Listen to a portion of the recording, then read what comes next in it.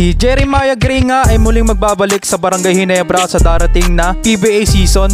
Pero bago yan, kung bago ka pa lang sa aking YouTube channel, please mag-subscribe ka na sa aking YouTube channel para lagi kang updated sa mga bago nating videos.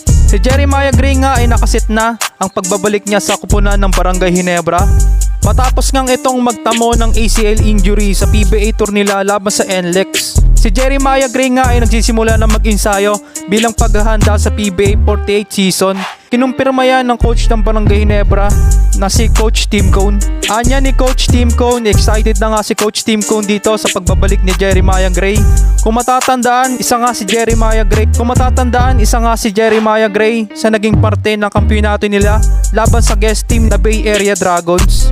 Samantalang kung si Jeremiah Gray naman ay magbabalik sa kupunan ng Barangay Ginebra, kabaliktaran naman ito ni Jamie Malonzo at Scottie Thompson. Si Malonzo nga ay mamimiss nga ang buong